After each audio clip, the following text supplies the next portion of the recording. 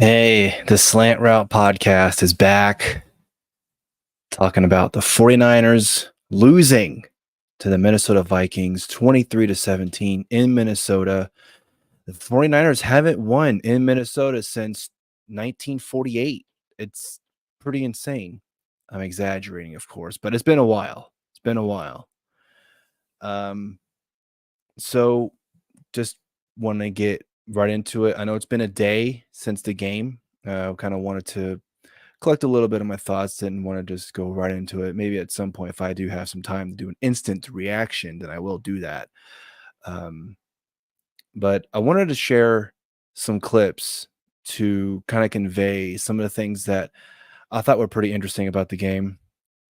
Um, One of the things, though, that I found that was quite interesting, and this is around, I'm doing this right as Monday Night Football is happening, and Brock Purdy was actually the passing yards leader, which doesn't really seem like it. He's kind of like, well, Brock Purdy's number one. I mean, I know it's just 2 weeks. I get that. It's really early, but that was kind of surprising. I was like, that doesn't seem right.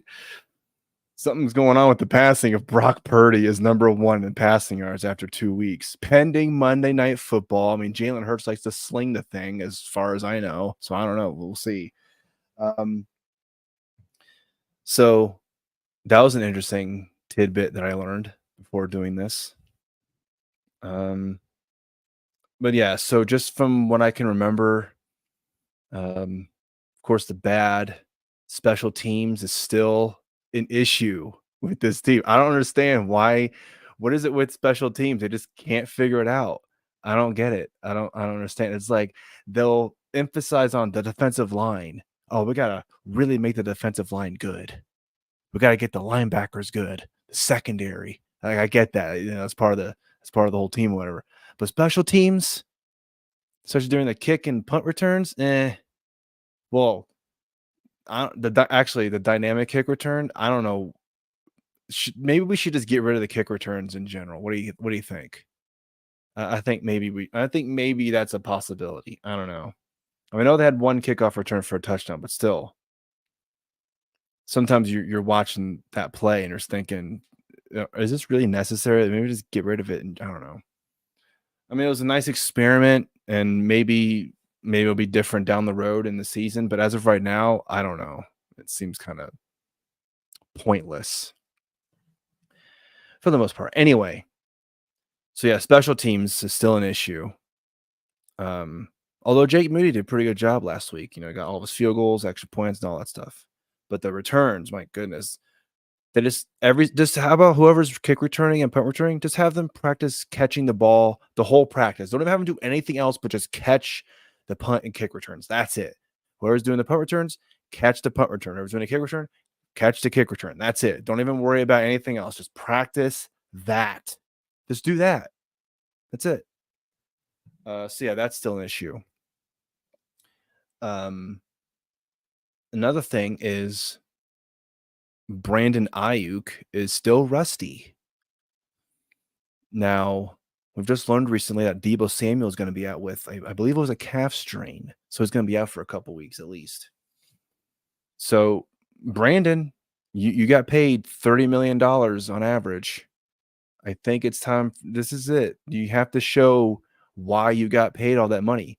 I mean, you wanted to be paid, and you got paid. So let's go show why you got paid. Like, come on, let's do it. And it's against the Rams. The Rams are banged up. There are injuries all over the place on that team. Puka Nacua and Cooper Kupp are going to be playing. So no excuses for this team to lose against the Rams. None. Like if the 49ers lose against the Rams, like right now, the panic meter is probably around like a 2.5, 3. I mean, losing against Sam Darnold is not great, but when you go 1-2, like goes up to what, a 5, maybe a 6. Oh man, I don't know. It's getting crazy out there. But yeah, so Brandon Ayuk, he needs to step it up this game, because George Kittle was about as good as you can get with this guy, with this game. I mean, come on. George Kittle was great. So yeah, Brandon Ayuk needs to step up. With no Debo and no Christian McCaffrey, Brandon Ayuk needs to step up. He needs to step up. Um, maybe some more targets with for Juwan Jennings. That'd be nice too. What do you think? Juwan Jennings gets some more targets? I think so. I think so. Um, so that's a quick thing I can think of. Anyway, so let me just go ahead and start sharing some stuff that I wanted to show you guys.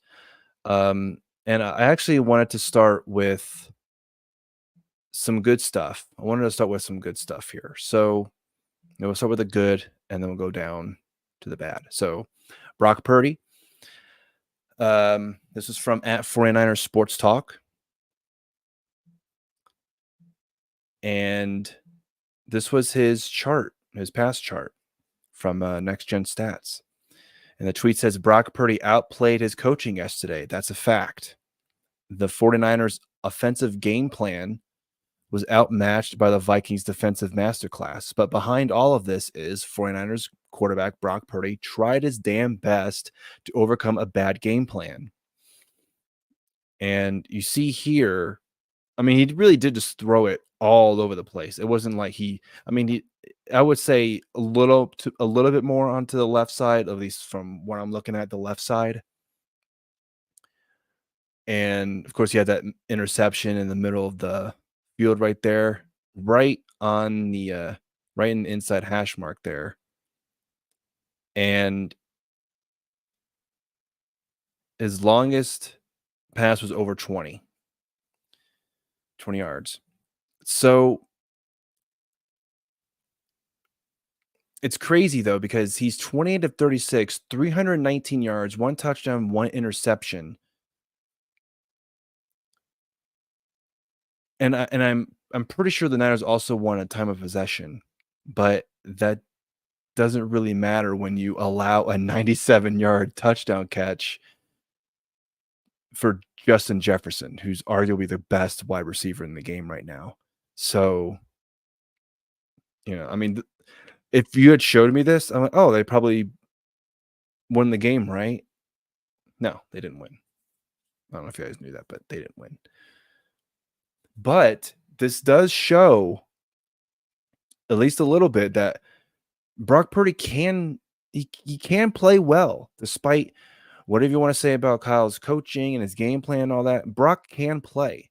Like, there are instances where you just solely on this pass chart, he can play. Like he's shown he can play. So this is a little bit assuring that it wasn't like Brock Purdy went 17 for 37 or something like that. Just cannot complete hardly any of his passes. You know what I'm saying? Like 28 of 36 is not bad, considering what happened in the game and how the game ended up being. So just wanted to show that. Now, the next thing I want to show is Jordan Mason just continues to be one of the best things about this team. So again, CMC's not going to be in for a while. He's on injured reserve. He won't be back till at least week 6, although I have a feeling they probably won't let him actually play.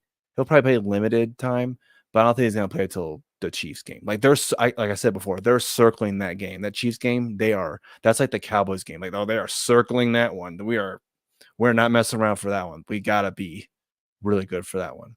Anyway, so this is from at coach_yak, and watch Jordan Mason on these consecutive pass blocking snaps.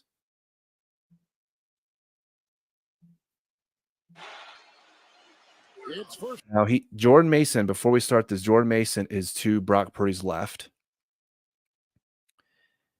And so the play is going, and he just gets number 0, I believe that is. And he just completely bulldozes him. I mean, he just gets him into the ground. Look at that. And then the next one here, look at this. Oh, look at that. Oh, yeah. Jordan Mason just brings that guy to the ground. I mean, he is doing a great job in pass blocking. If that was what he had a problem with, much improvement from Jordan Mason. Jordan Mason is a starting caliber running back. Like, if they could probably get like maybe a second or a third round pick from if they were going to trade him. I'm not saying they should trade him. I would like to keep that guy. Can maybe make Jordan Mason a Niner for life. I don't know. That'd be great.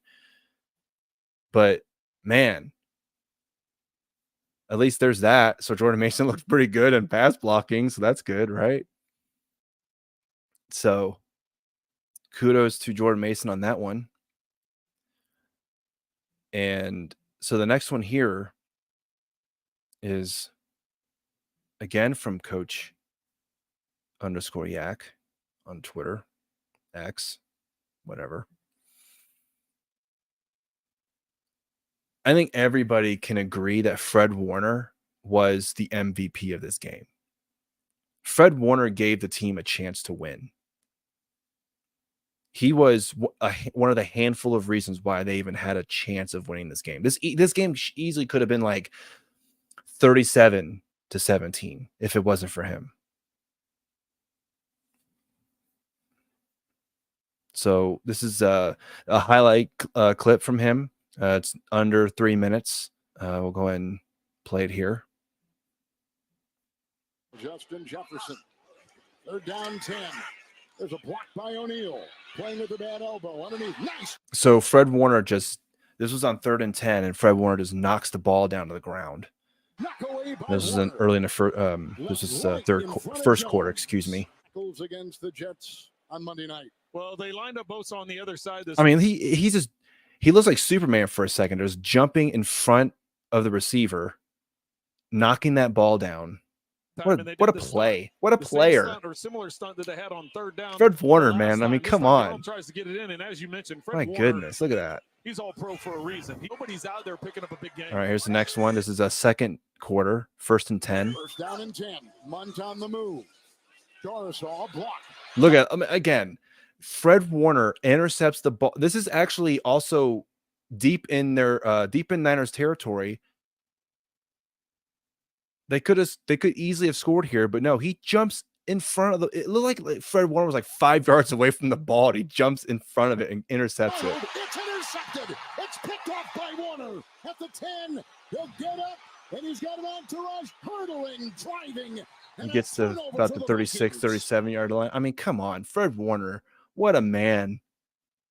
That guy, again, he was the main reason, one of the handful of reasons why the Niners even had a chance to win that game. And who better to do My it than goodness. All-Pro Fred Warner.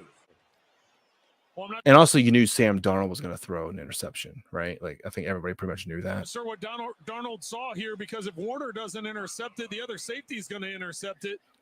Robin from the other. Yeah, and you could tell if you're watching this, you could tell when Fred jumped in front of the ball, Sam just like, he's like, almost drops to his knees, like, yeah, I shouldn't have thrown that. That was dumb. But what an unbelievable play by the all-pro Fred Warner coming up with the pick. 9th career interception. Warner made an incredible play. Jones again, Dorisall block. There's Jaron Jones behind the line of scrimmage. Tackle for a loss. Had a pick earlier in the game, and he throws him for a 1-yard loss. He read that well. He did, and anytime you can get that run to just extend to the sideline, and I mean, Fred Warner was just all over him. Aaron Jones wasn't going anywhere. They've done a good job of gets that tackle. Jones most of the day, only 27 nice yards play. rushing. The pick by All right, this one's in 3rd quarter, almost the end of the 3rd quarter, 1st and 10. From Purdy, sets this up. Darnold to the air, dumps it out to Jones, blocked by Bradbury.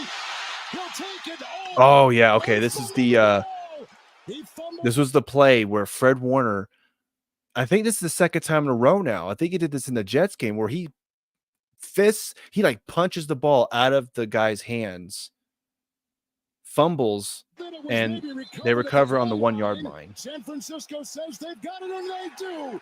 The Niners Man. dodge a bullet. And the Niners were down 7-20 at this point. I mean, it looked like dead to rights. Again, if they could have scored, it would have been like 7-27. Picked up inside by Yadam.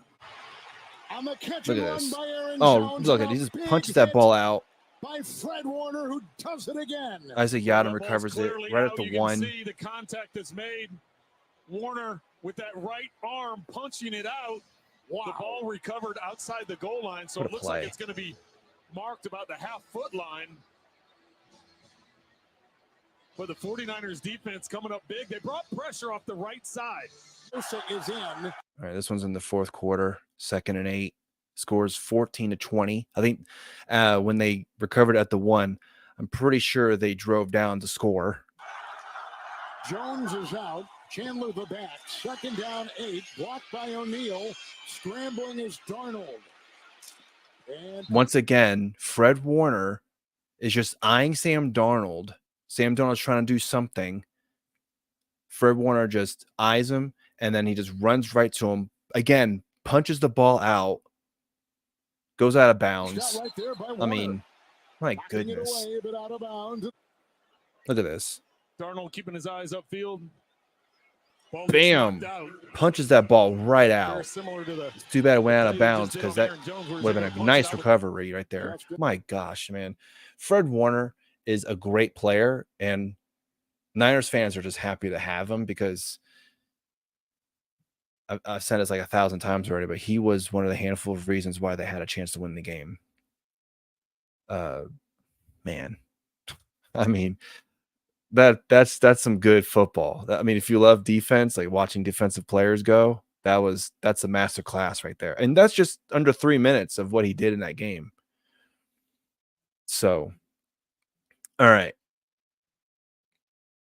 Moving on. I didn't get this, but there was a clip after the game where Brock Purdy is congratulating the defensive coordinator, Brian Flores, and goes, your scheme is crazy. You know, hey, good job, man. Your scheme is crazy. And it's, you know, that's true. And this one here, this tweet here is from @JohnnyDells.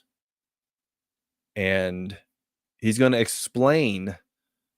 This is just one play. He's going to explain some of the things that Brian Flores does here, just in this one play. Okay, some of these checks are pretty wild. So Vikings are showing single high here. Then Harrison Smith is going to back out late after the motion.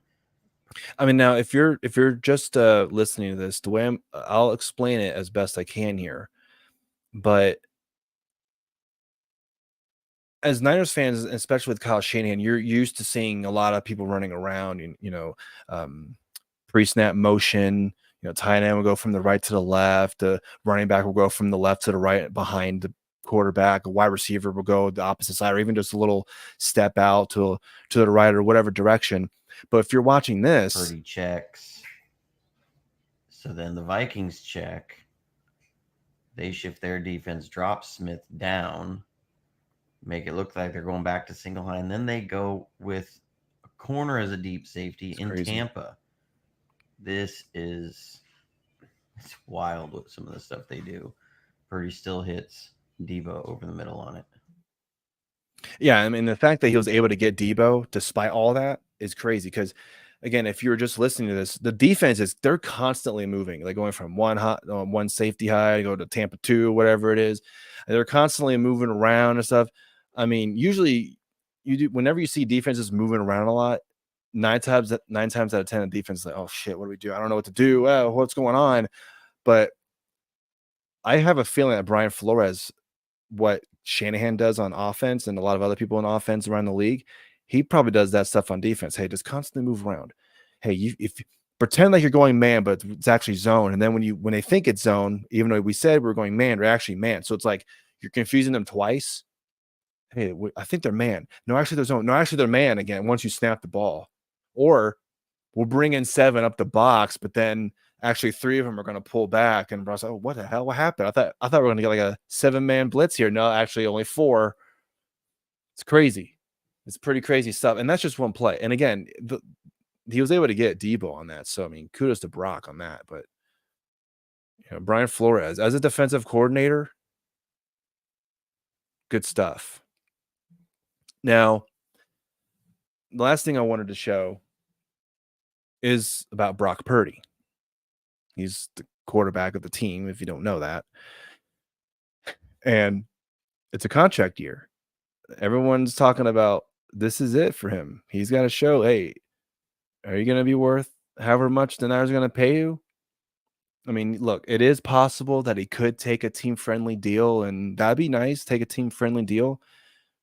But if he plays really well throughout the season and they somehow get to the Super Bowl and they somehow win it in a contract year for him, I mean, my goodness, he can just ask for whatever. What do you want, Brock? We'll pay you.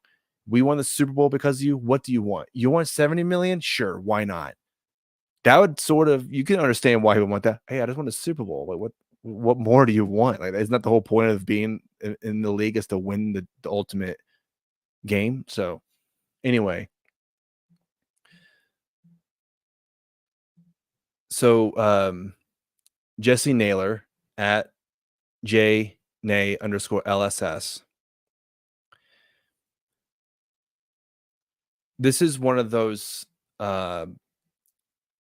like ticks on Brock may not be worth all that money that he could possibly be getting at the end of the season. So Jesse put a clip here, 1 minute and 40 seconds, where he shows all 6 times where Brock Purdy was sacked in this game. And I did comment on here. I said, man, sack 3 was so bad. And I'll explain it as best I can while it's going on. Juice and Debo, this is why I said Juice and Debo are about as open as you can possibly be. Also, the only reason I can think of as to why he didn't throw to Ayuk in the first play was because he saw the defender closing in on him to Ayuk's right side. It was just a bad day at the office for Brock. So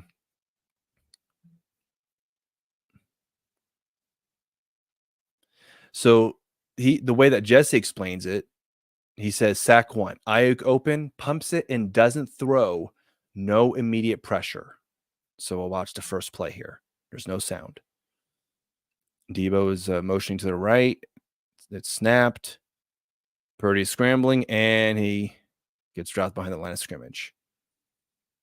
Now, if you're looking at the receivers here, you can see right there in the middle there in the field there's Ayuk open. And from what I can tell, I mean, this is from that way out, like above the play view. It's looking like he's looking right at him, but he doesn't throw it to him for whatever reason. Now, just from this view, it looks like when I'm sure he sees him open, but he sees this defender behind Ayuk on Ayuk's left side, like a dagger, just charges right to him. And so he doesn't throw it to him, he just takes the sack. Okay, here's the behind the play view. Again, it's snapped. But now look right here. This is a little bit a better view here. He's open. Ayuk is open, but again, there's 2 defenders near him, but he could throw it to him, and Ayuk could. There is a chance that Ayuk could complete and catch that ball. But again, for whatever reason, Brock doesn't throw it to him. Either he was looking for something else or he was looking the other way. I don't know.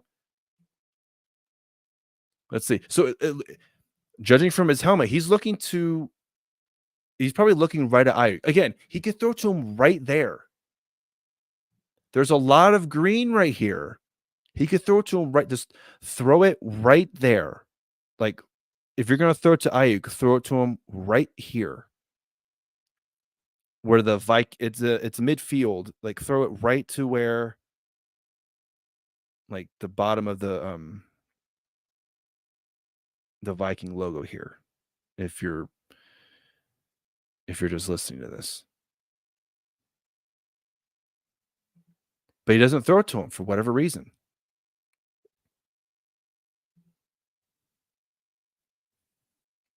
So he gets dropped. Okay, so this is the second play. Jesse says sack 2 scrambles, has a chance to throw it away, instead dives for the line of scrimmage and comes up short.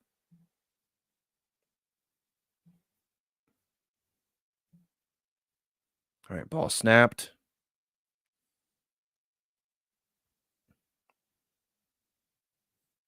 Yeah. This is the same play.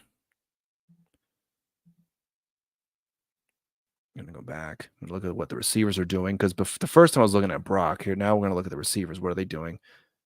So again, he's flushed out. You could try and pass it to this open receiver right here, but he doesn't. I believe that's Kittle. No, it's not Kittle. I think that was Juszczyk. Yeah, that was. Now, here's the third one. Sack 3, looks like Debo and Juice with open and doesn't throw it. No immediate pressure. So let me go back. This is the one where I was like, oh, okay. So again, we have Juice right in front of Brock. He could easily throw it to him. Possibly, if he has enough speed, he could get the first down. Also, you have, I believe that's Debo up top. Doesn't throw it to him. I don't know why. I mean, you could make an argument here. The line of scrimmage is collapsing around him. And he does step into the pocket here. He steps into the pocket. It is possible that maybe if Brock had moved to the right, if he tried to go outside, he could have hit Debo if he felt like he was finesse enough to do. Okay, here's from behind.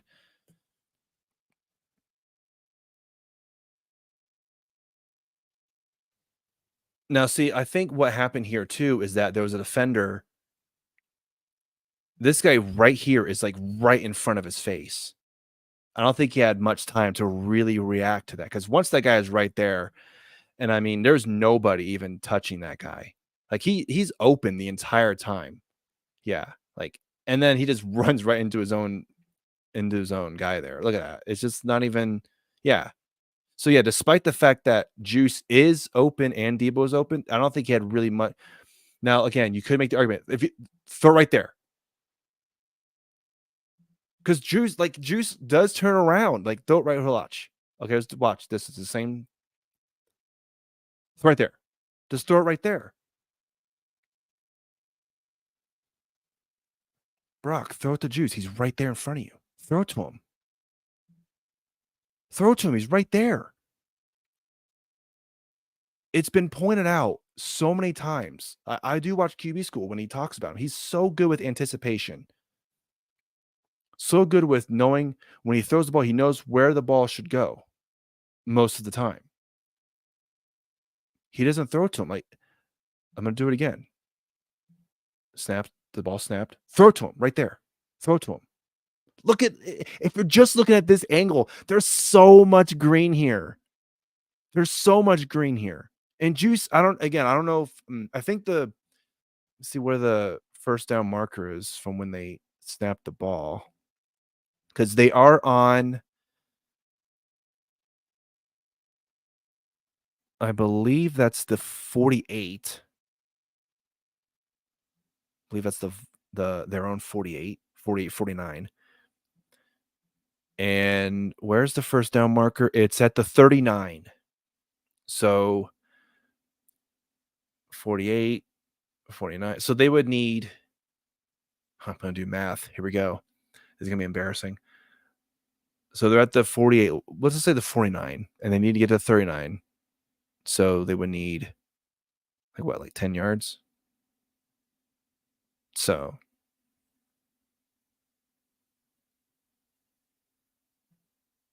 okay, last time I'm watching the sack 3. So he's in shotgun. He snapped. Throw the ball right there. Juice is right there, open. You give it to Juice. He may have enough speed and enough power to get to the first down and get past the markers there in new set of downs. I think out of all the ones that I remember watching this, I think this is the one where it was the most. You need to throw it. Throw the ball.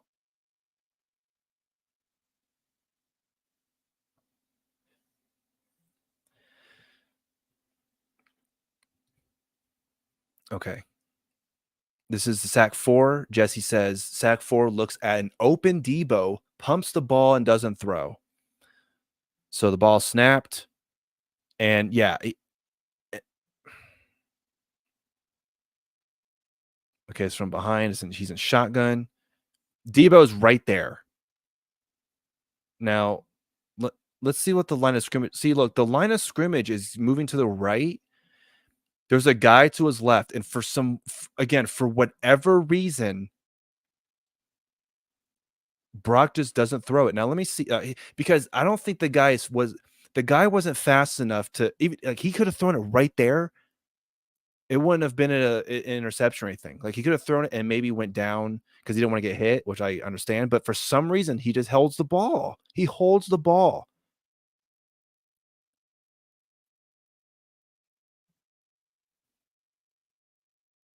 Yeah. Okay. This is another one. I misremembered. This is another one. It was like Debo's right there.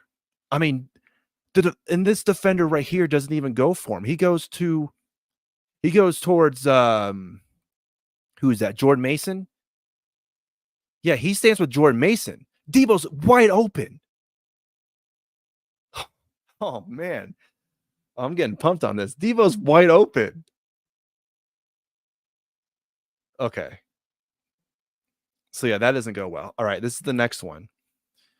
Sack 5 looks at Jennings, who is open and doesn't throw. He has a hot read to Mason off the blitz side and never looks there. Purdy's in shotgun. And just, yeah. I mean, Trent Williams, I think, gets beat here too. Oh, yeah. I mean, my God. Okay, let's watch the defense here. Look at this. Look at this. Like, I mean, this guy's like, they both run into Trent, and Trent's like, who do I go? I mean, okay, he goes to this guy, but then this. Oh, see, look, number 65, Aaron Banks, he just gets beat. Look at this. Yeah, I mean, he may have thought that maybe Trent was going to get him. I don't know. Yeah.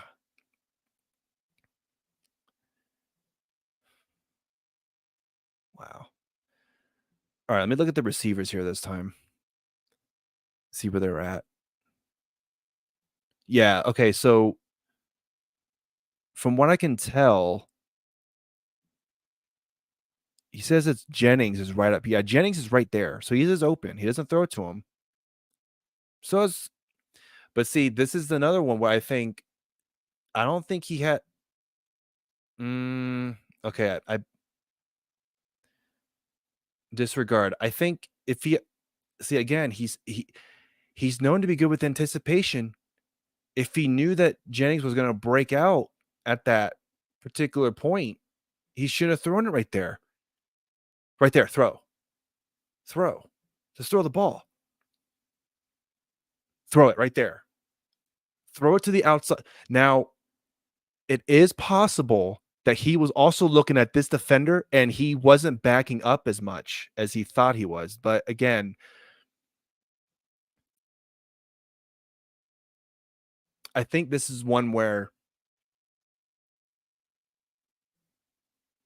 I'm watching it again. See, if he just throw it right there. Throw. Because he's breaking out at the 35. And I get it. There is that defender there. You don't know if he's going to go with that guy, but I mean, he's going right past him. So you would think he's probably going to go a little bit. He's probably also thinking that safety there is probably going to help him out on that one.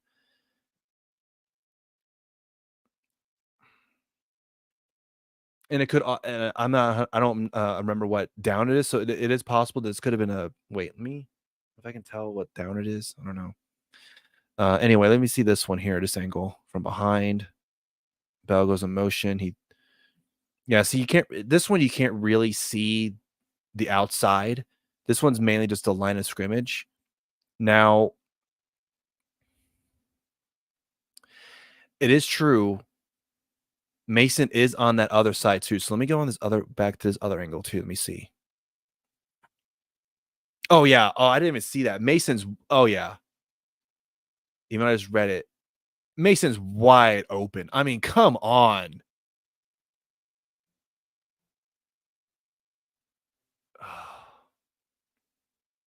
Throw it now.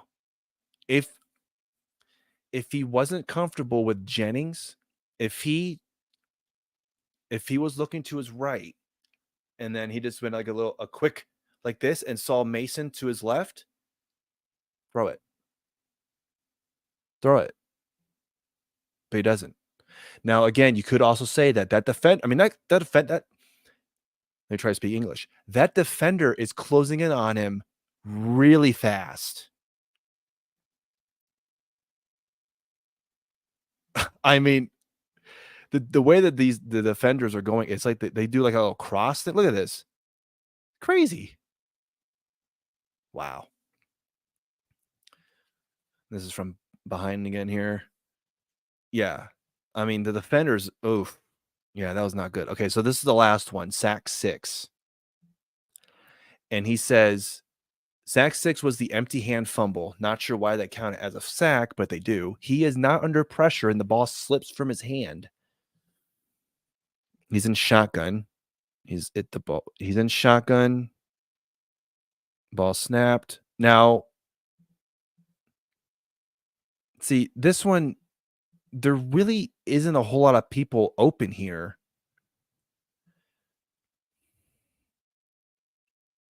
Yeah, because I mean, nobody's really separating here.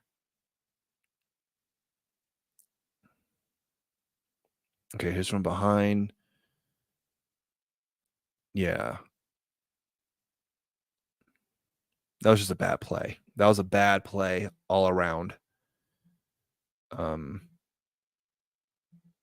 The only thing I could think of maybe is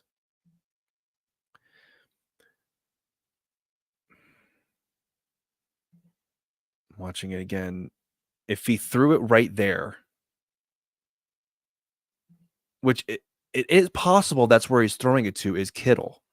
He's throwing it to Kittle right there.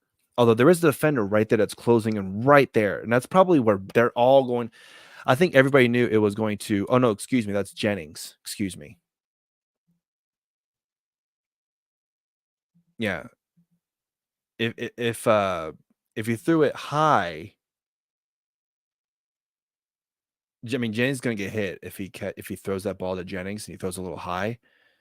Jennings is going to get hit pretty much immediately, but at least you got a gain. You got some yards there. But instead, that happens, and there you go. So I hope I explained that as best as as best as I could. I don't know 100% on. Oh yeah, that's a end route or all that stuff. I'm just kind of looking at it. How as best I can. I'm not an expert on this. I'm just a fan, but yeah. So I just wanted to show that. I thought that was pretty interesting. But yeah, 3 and 4. Pretty sure it's 3 and 4. Yeah, 3 and 4. 3, 4, and 5. I would say you have guys that are just wide open. Like Mason was right there to your left. He's the hot read. Although with the 5, you could, again, I said you could make the argument that defender is just moving so fast. He just didn't really have a whole lot of time. Although, again, if we wouldn't even be talking about this, I think, if he had just thrown it to Jennings. If he was looking to Jennings, didn't like it for whatever reason, snap left, his eyes to the left, saw Mason wide open, would have thrown it. What I'm thinking, and I don't know 100%, but what I'm thinking is he probably was looking at Jennings, but I bet you he was also looking at the guy in the middle. But the guy in the middle is like, I mean, he's defended great, so you're not getting the ball to him. So that's what I'm thinking. He probably didn't move to his left fast enough because he was looking to the right, looked to the middle, and by the time he was going to go to the left, the guy was already there to sack him. So, yeah. So, I mean, that's wow. All right. Yeah, so that's it. Hopefully they can bounce back. Like I said, the Rams are depleted. So no excuses for the 49ers to lose that game. And SoFi Stadium is basically Levi South. I mean, there's almost every single time I see a game there when the Niners are playing them, it's like 60-40 Niner fans. So I don't know. All right. That's going to be it. I may clip the part where I dissect the sacks there. So look out for that.